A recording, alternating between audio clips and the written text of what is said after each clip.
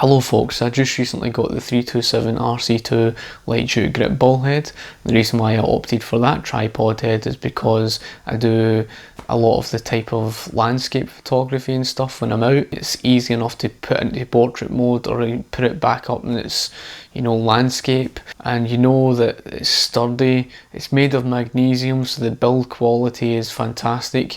I know that the 324 version that I had looked at is made of a hard plastic. I'm pretty sure that will be pretty good as well. However, I opted to go for that, extra bit of quality because, you never know, especially with regards to your expensive equipment. The last thing that you want, expensive camera gear for your camera just to come flying off. It's going to cost you hundreds of pounds just to get repaired. In terms of the build quality, it's fantastic. Yes, it does weigh a wee bit, but trust me, it's nothing compared to the tripod head that I do have, the 229 version by Manfrotto. Now this is a fantastic tripod head, don't get me wrong, but it's not something that I would ideally want to take with me going out doing landscape photography.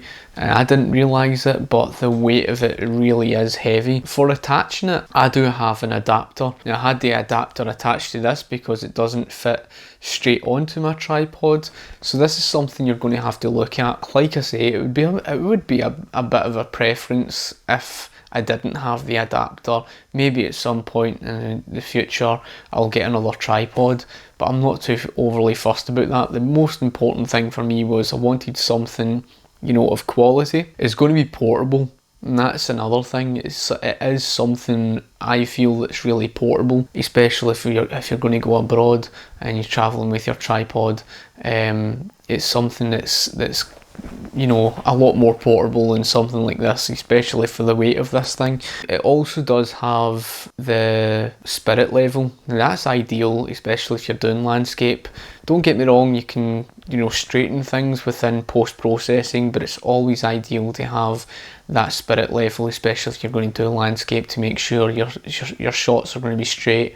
As well, of course, if you're doing any architectural type stuff. And it does have the extra security to make sure your camera's not just going to come flying off. Well, at the end of the day, your camera's not going to come flying off unless you have to first pull the small lever back and then pull back the main grey lever to release the quick release plate. Another thing that I do like is that the quick release plate does have a pull ring to it, so it's simple enough just to attach onto your camera body. It's just a case of turning it. It does have the arrows that you can see, and the arrows there just to direct you in the direction of where your camera lens is, and simple enough just to put onto the light duty grip ball head.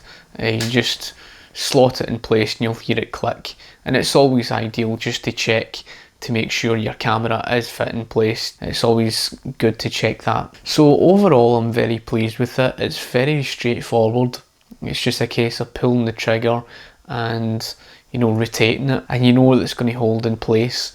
And that's something that I really love about it. The light duty grip ball head also has a friction wheel, and that's just to fix the tension that you want in terms of moving it around. I've found that it's easy enough to move around, and it is going to hold your camera in place for whether you want to shoot the portrait or landscape. And it's quicker and it's easier, and it's a time saver in my opinion. Like I say, I wouldn't say the weight of it's something compared to the 229 version that I've got, and it's ideal for something of just going, if you're going abroad or that and you're travelling, and that's ideal for me, especially if I'm going to be doing landscape shots. So if you have any questions about the 327RC2 light duty grip ball head, feel free to ask me in the comment section below, and of course I'll be sure to get back to you. Thank you for watching, and I shall talk to you later. Cheers.